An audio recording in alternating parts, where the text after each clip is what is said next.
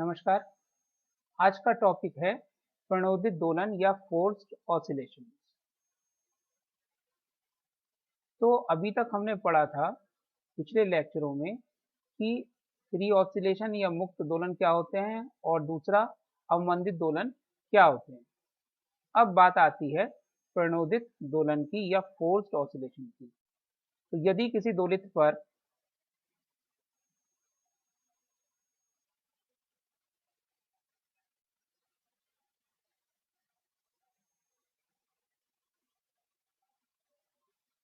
एक बाह्य आवर्ती बल पीरियोडिक फोर्स लगाया जाए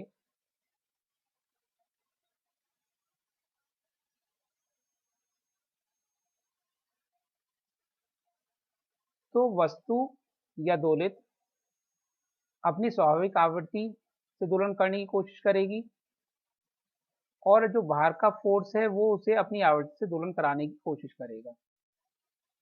इस कारण प्रारंभिक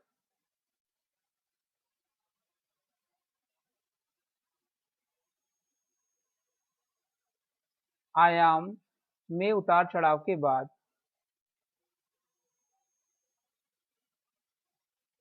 यानी आपस में उनमें खींचातानी होगी।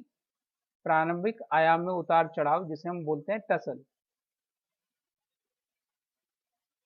के बाद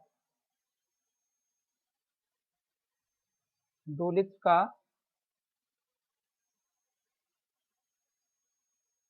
आयाम स्थिर हो जाएगा, कांस्टेंट एम्पलीट्यूड हो जाएगा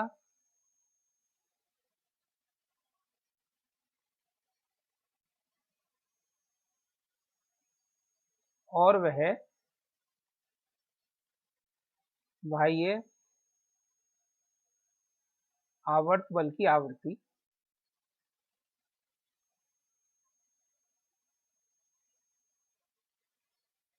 से दोलन करने लगेगा।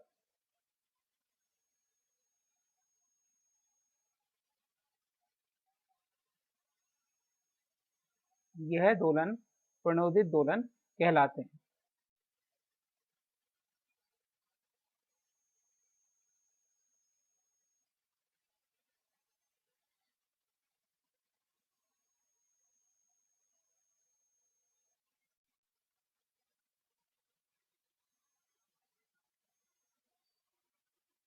आयाम में उतार चढ़ाव थोड़ी सी देर के लिए होगा,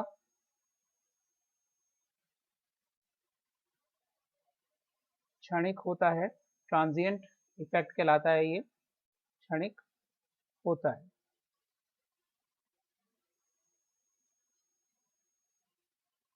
उदाहरण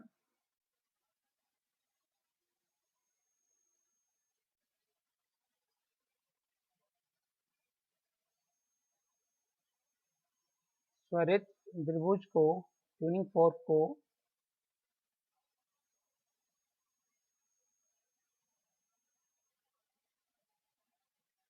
बजाकर मेज पर रखने पर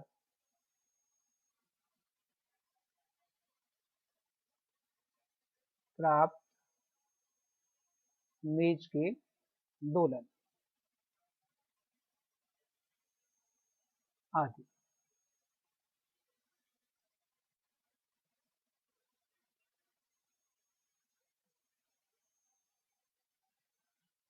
अब प्रणोदित दोलन की अवकल समीकरण।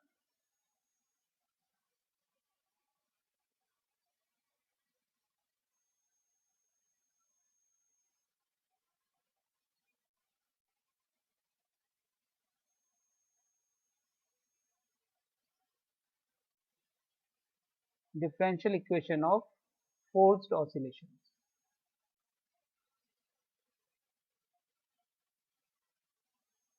माना कोई दोलित साम्य स्थिति x इक्वल टू 0 से x पर है, इसका द्रव्यमान m है और ये x के अबाउट दोलन कर रहा है। इस पर प्रत्यानयन बल F R is equal to minus के एक्स है। Damping force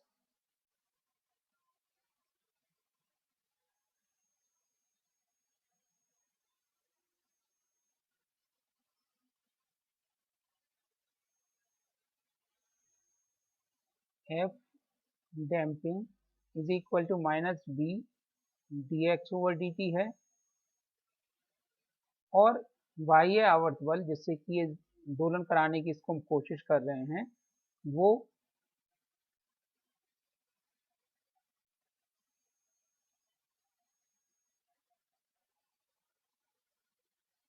F is equal to external force is equal to F not sine P T है, जहाँ पी बाह्य बल की आवृत्ति है। माना स्मॉल एम द्रव्यमान का दोलित्र चित्रानुसार x अक्ष के अनुदिश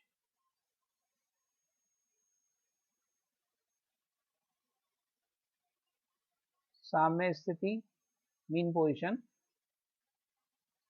x इज इक्वल टू 0 के परितः दोलन करता है और इस पर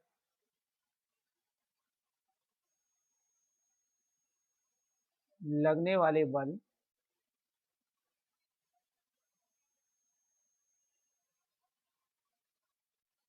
बिंदु जब ये P पर है तो लगने वाले बल निम्न है।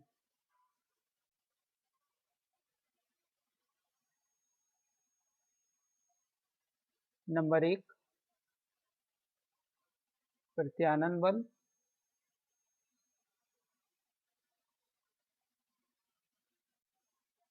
F R is equal to minus के एक्स, जहाँ स्मॉल के बल नियतांक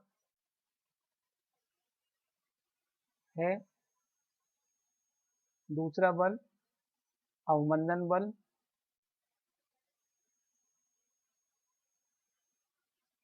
F D is equal to minus B D x over D T,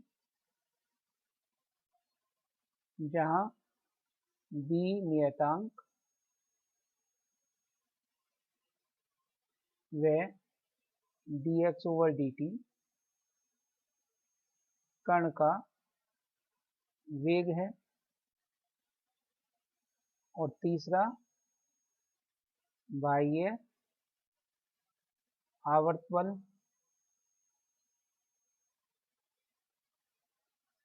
F external is equal to F not sine small P T,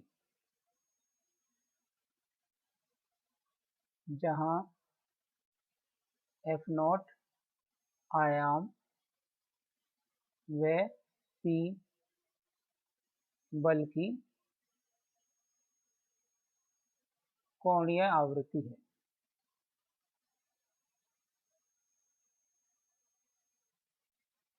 अतः Newton के द्वितीय नियमानुसार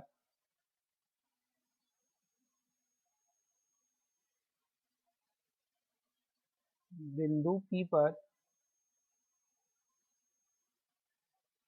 M d square x over D T square is equal to minus के x minus B D x over D T plus F not sine small P t. इनको rearrange करेंगे तो equation convert हो जाएगी D square x over D T square plus d by m d x over D T plus small k by m x is equal to F not over small m sign P T.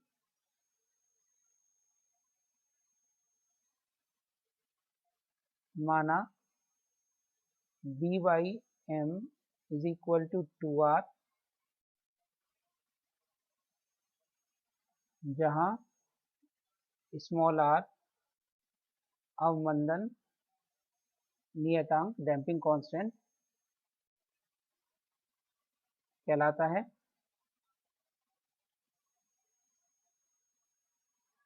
Small k by m is equal to omega square, जहां omega दोलित की natural frequency या मूल आवृत्ति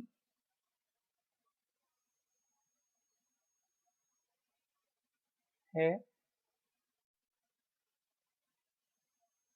तथा F naught by small m is equal to small F naught नियतांक है।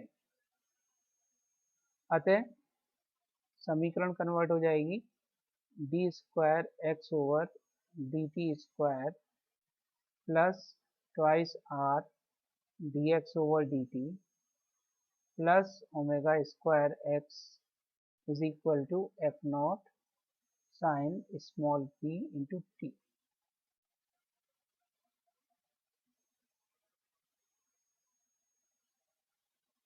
यह फोर्स्ड ऑसिलेशन की डिफरेंशियल इक्वेशन है, यानी प्रणोदित दोलन की अवकल समीकरण है।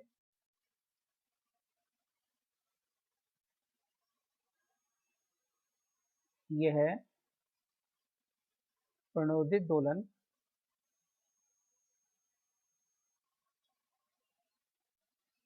की अवकल समीकरण है,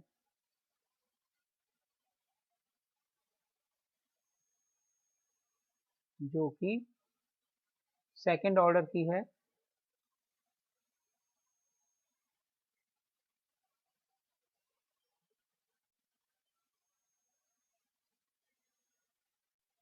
माना इसका व्यापक हल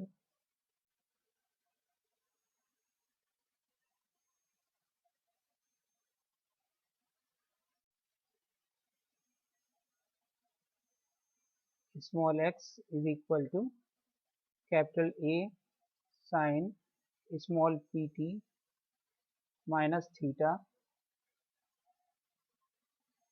है, जहां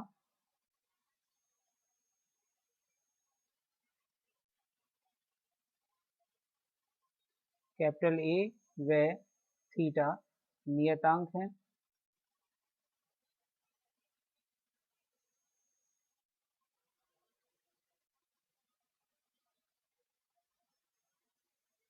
तो अगर समीकरण ए का, या इसको ले लेते हैं हम यहाँ पर, ए सिंबल हमने यूज कर लिया है तो इसको हम ले लेते हैं समीकरण P.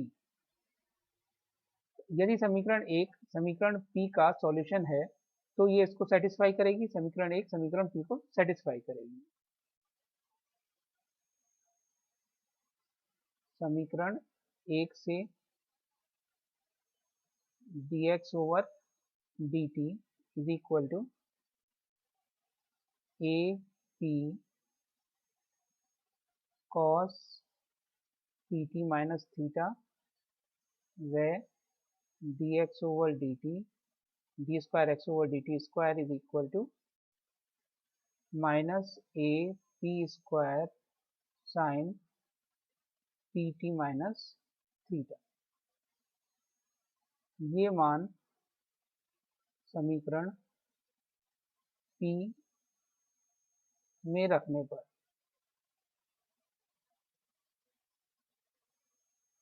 D square x over D T square की जगह आ गया minus A P square sine P T minus theta plus twice R A P cos P T minus theta plus A omega square sine P T minus theta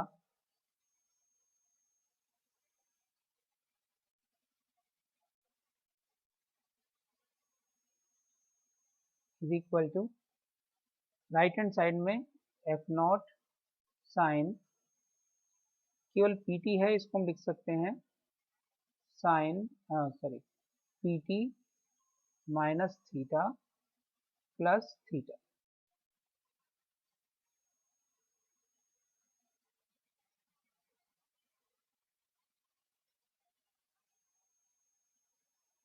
अब left hand side में first और third term में से common A भी common है और sine P T minus theta भी common है, तो इसमें से कॉमन ले लेंगे हम ए, अंदर बचेगा omega square minus P square sine P T minus theta plus twice R A P cos P T minus theta.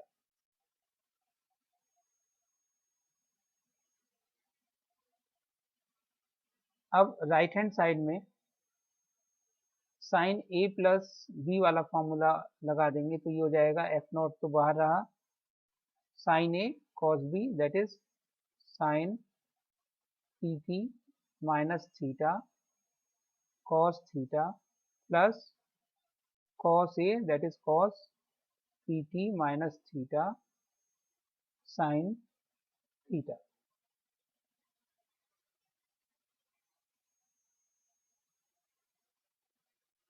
That is A omega square minus P square sine P T minus theta plus twice R A P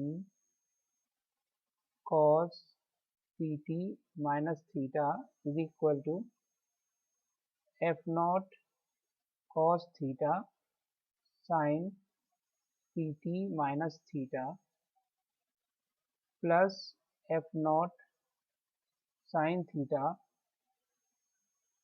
cos P T minus theta. चूंकि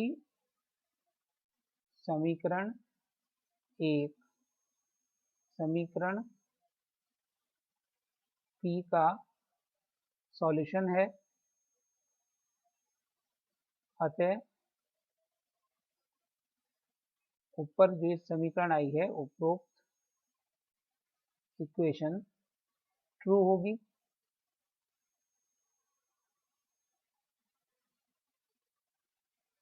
इस कारण दोनों तरफ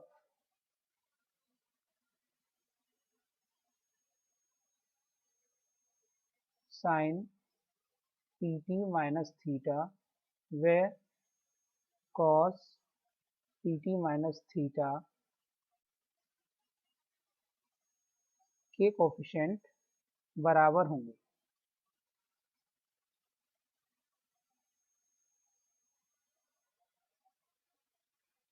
ये बराबर करने पर पहले sine P T minus theta के कोफिशिएंट बराबर करते हैं, तो a omega square minus P square is equal to F not cos theta और twice R A P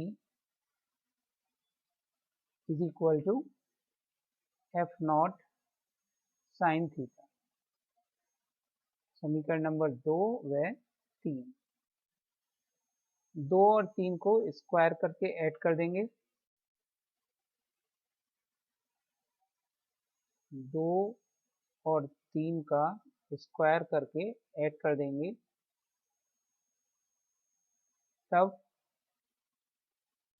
A square omega square minus P square का whole square plus 4 r square a square P square is equal to F not square cos square theta plus sine square theta.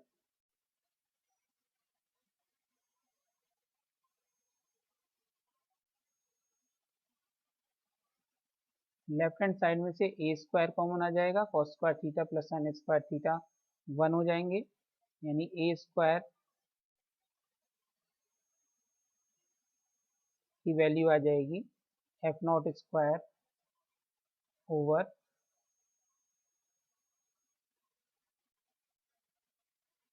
Omega square minus P square whole square plus 4r square P square, और फिर दोनों का under root ले देंगे तो a आ जाएगा f not over under root omega square minus P square का whole square plus 4r square P square.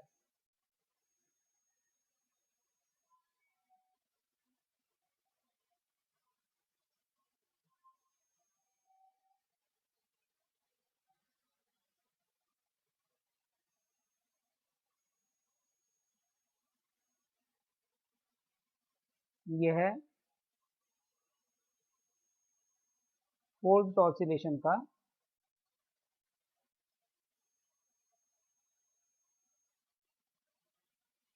Amplitude है। अब समीकरण 3 को 2 से डिवाइड करने पर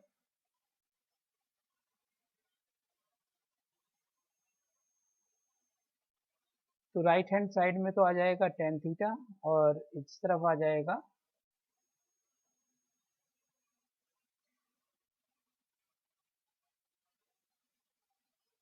twice R P over under root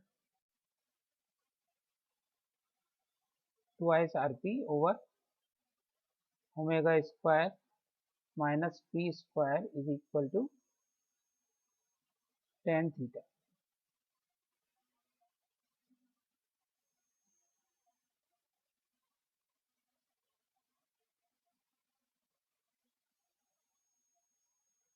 ये हो गई इक्वेशन नंबर कैपिटल आर। यह है प्रणोदित दोलन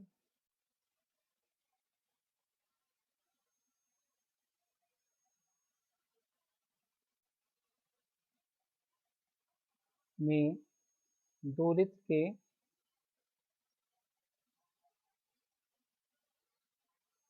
विस्थापन यानी एक्स की कला फेस है। इस प्रकार से हमने प्रणोदित दोलन का आयाम ए और थीटा दो जो नियतांक थे वो ज्ञात कर लिए, और व्यापक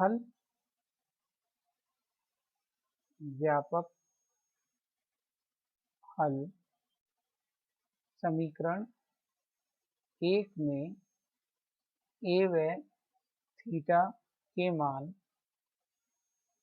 समीकरण क्यू व आर से रखकर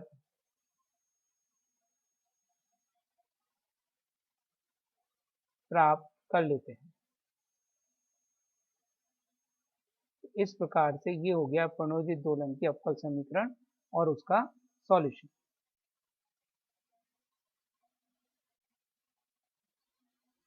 अब हम बात करते हैं आयाम अनुनाद की। एक विशेष स्थिति होती है प्रणोदित दोलन में जिसको हम बोलते हैं एम्पलीट्यूड रेजोनेंस या आयाम अनुनाद।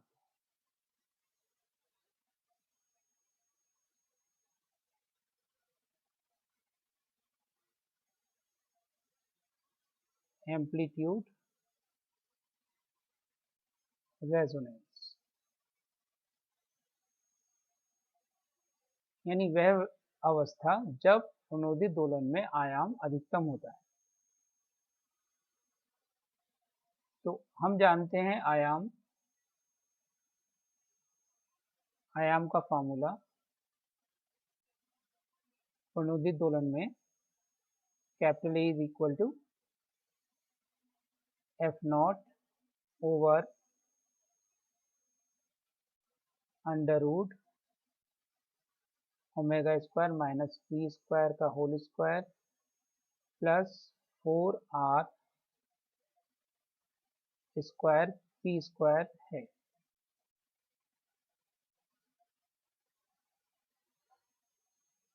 अब केस 1, जब आवर्ती बल की आवृत्ति P का मान बहुत कम है वस्तु की स्वाभाविक आवृत्ति ओमेगा से, तब आयाम A is equal to F not over, ये लगभग हो जाएगा, एफ नॉट पी को हमने नेग्लेक्ट कर दिया ओमेगा के रेस्पेक्ट में, तो F not over omega square,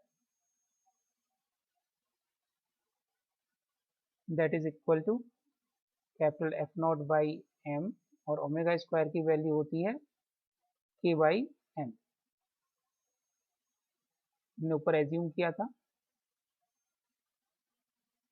that is F naught by के।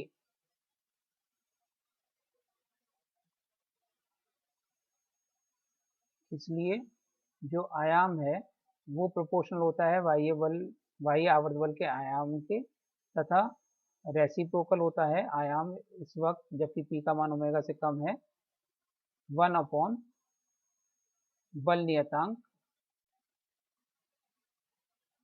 के।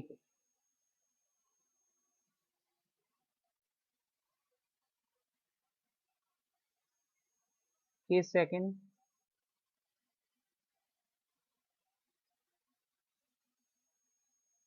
जब P का मान बहुत ज़्यादा है ओमेगा से, तब तो ओमेगा स्क्वायर को P के रेस्पेक्ट में हम नेग्लेक्ट कर सकते हैं, और यहाँ पे समीकरण 1 में देखिए कि यहाँ पे आएगा फर्स्ट टर्म में आएगा P रेज टू पावर 4 और यहाँ पे P स्क्वायर, तो जो P स्क्वायर की टर्म है उसको भी नेग्लेक्ट कर सकते हैं, यानी एम्पलीट्यूड का मान लगभग आ जाएगा f not over small p square, that is capital F naught by small m small p square.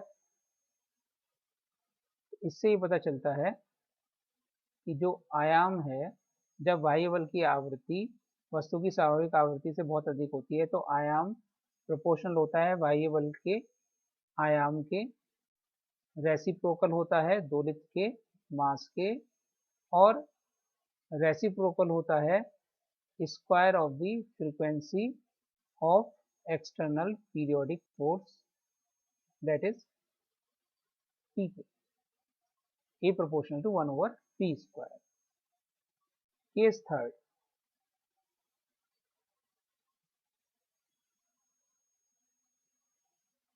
जब P का मान ओमेगा के बराबर है, लगभग बराबर है, तब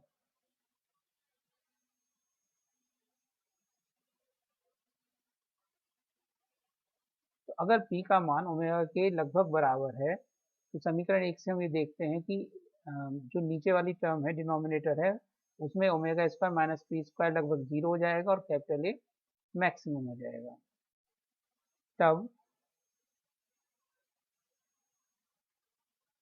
आयाम कैपिटल ए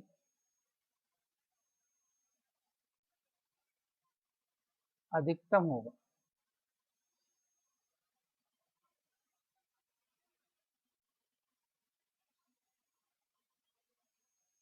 तथा इसके लिए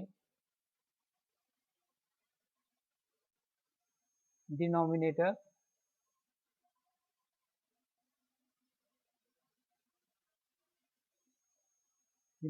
है omega square minus P square का whole square plus 4r square P square,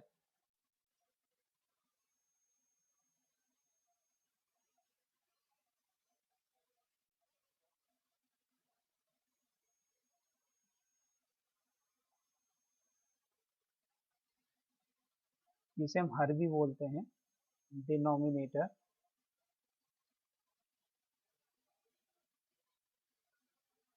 omega square minus P square का whole square plus 4r square P square न्यूनतम होगा,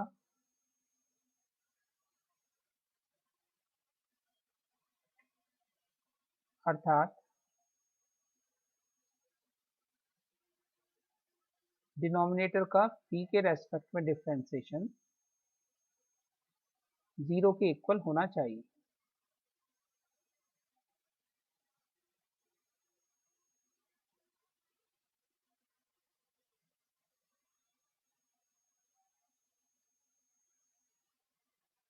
इसको अगर हम डिफ्रेंशिएट करेंगे तो इससे आ जाएगा twice omega square minus P square into 0 minus twice P plus 4r square into 2p is equal to 0, यानी ये हो गया minus 4p omega square minus P square plus 8p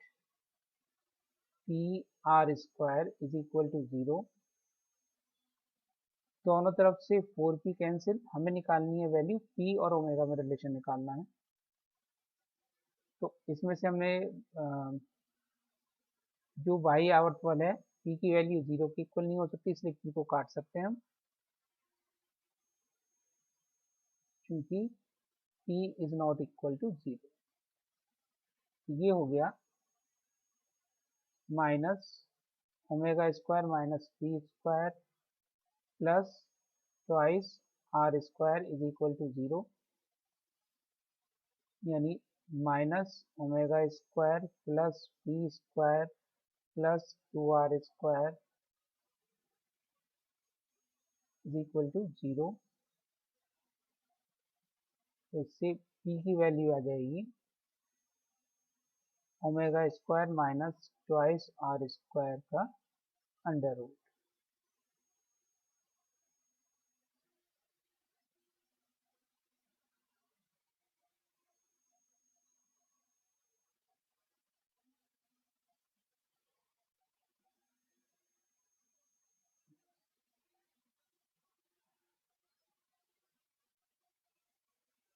अतः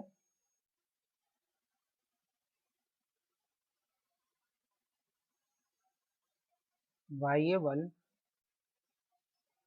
की वह कोणीय आवृत्ति जिस पर आयाम अधिकतम होता है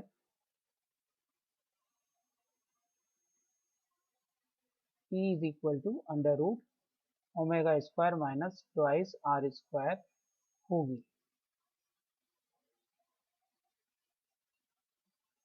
तथा a maximum is equal to, अगर हम ये वैल्यू वहां पुट कर दें तो अधिकतम आयाम आ जाएगा, तथा अधिकतम आयाम a maximum is equal to, क्योंकि समीकरण एक में p की value under root omega square minus 2r square रख के प्राप्त हो जाएगा, तो F not over under root omega square minus omega square minus twice r square whole square plus 4r square P square, अंदर ब्रैकेट में जब हम ओपन करेंगे तो ओमेगा स्क्वायर कैंसिल हो जाएगा, बचेगा 2r स्क्वायर, और जिसका स्क्वायर कर देंगे तो आ जाएगा 4r raise to power 4, that is equal to F not over under root 4r raise to power 4 plus 4r square P square, और इसलिए अधिकतम आयाम is equal to F not over twice R, under root से बाहर आ गया, अंदर बचा R square plus P square.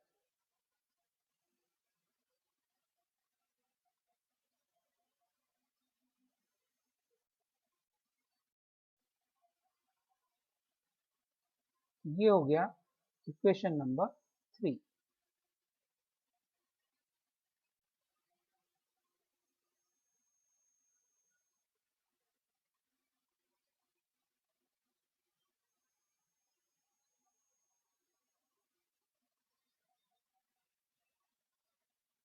अतः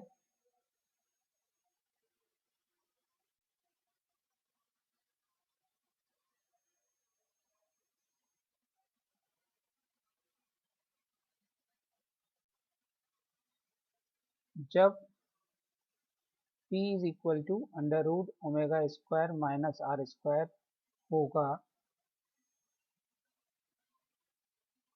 तो आयाम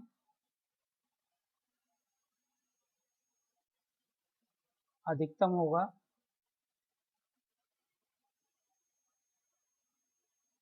और यह अवस्था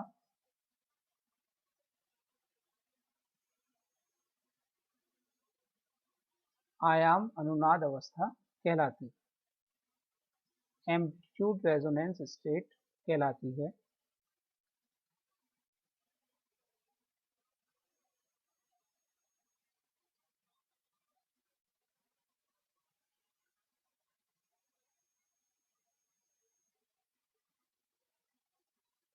समीकरण 3 से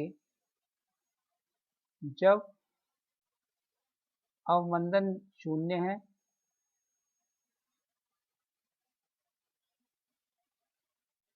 तो R approaches to 0 where A maximum approaches to infinity तथा P is equal to omega. यानी अगर अवमंदन नहीं है तो और बाह्य बल की आवृत्ति वस्तु की स्वाभाविक आवृत्ति के बराबर है, तब आयाम का मान अधिकतम होगा।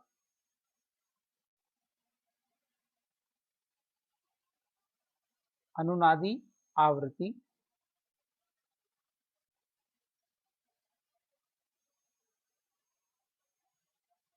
P ओवर ट्वाइस पाई का मान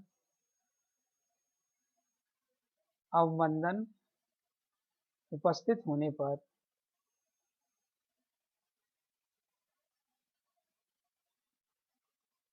स्वाभाविक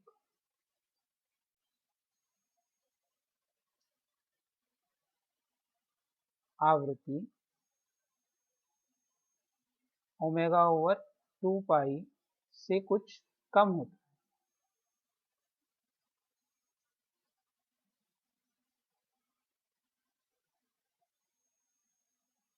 नेक्स्ट पॉइंट, जब R is not equal to 0 तो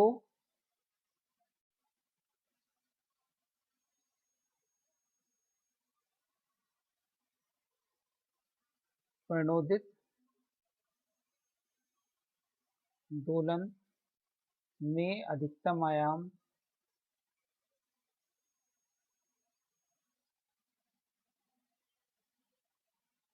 की आवृत्ति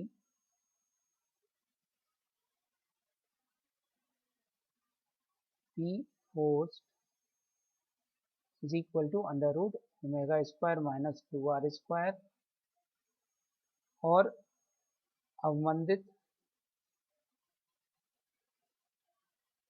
दोलन में आवृत्ति P damped is equal to under root omega square minus R square, ये कोणीय आवृत्ति है। और मुक्त दोलन की आवृत्ति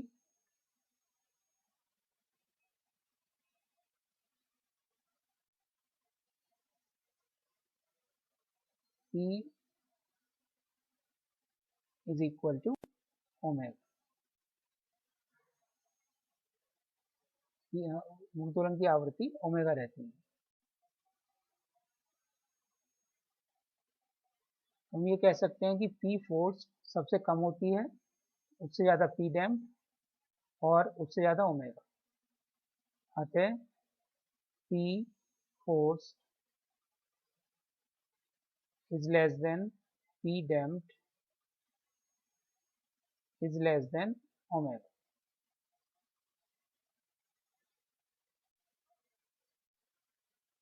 अनुनाद के या आयाम अनुनाद एम्पलीट्यूड रेजोनेंस के उदाहरण।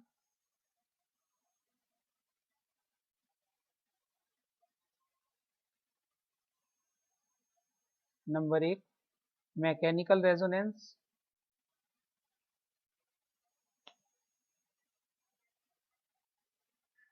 जैसे कि पुल पर सैनिकों का मार्च,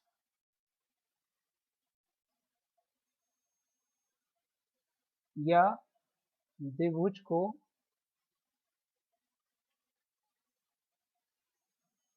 मेज पर रखकर कंपन कराना।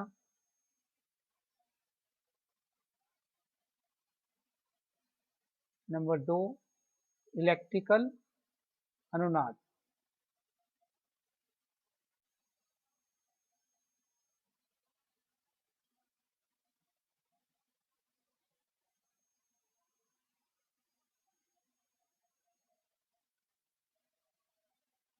रेडियो रिसीवर में या ट्रांसमीटर में व रेडियो ट्रांसमीटर में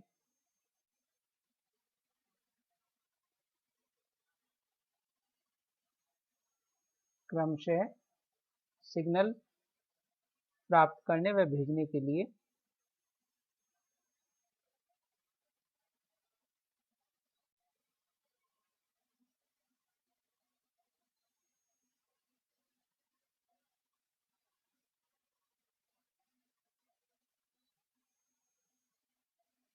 नंबर 3, ऑप्टिकल रेजोनेंस,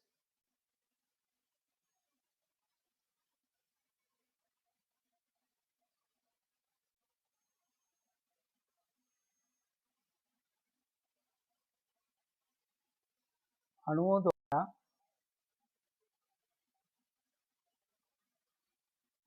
फोटोन का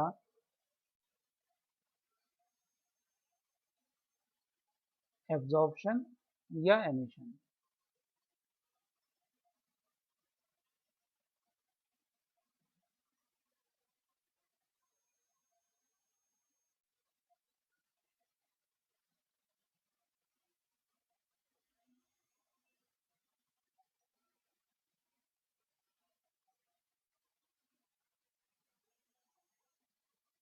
प्रणोदित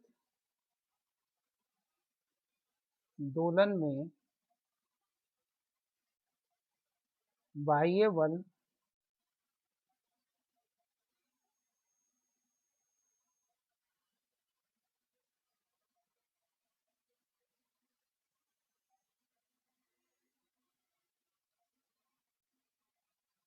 के कारण दोलित्र जो औसत शक्ति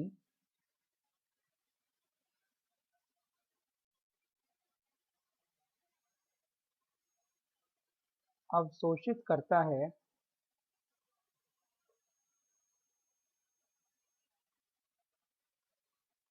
वह अवमंदन बल के विरुद्ध, यानी जो डैम्पिंग फोर्स है, अवमंदन बल के विरुद्ध कार्य करने में खर्च होती है।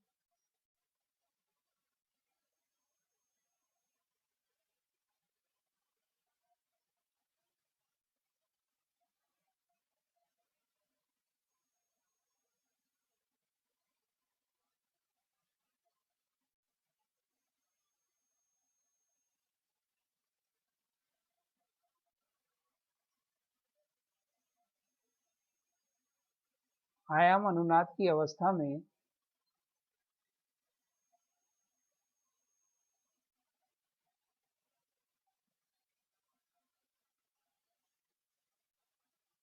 यह औसत शक्ति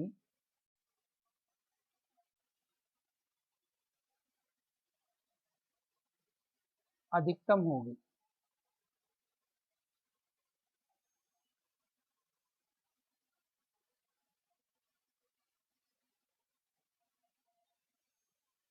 तथा अधिकतम औसत शक्ति Pmax is equal to m small f naught square over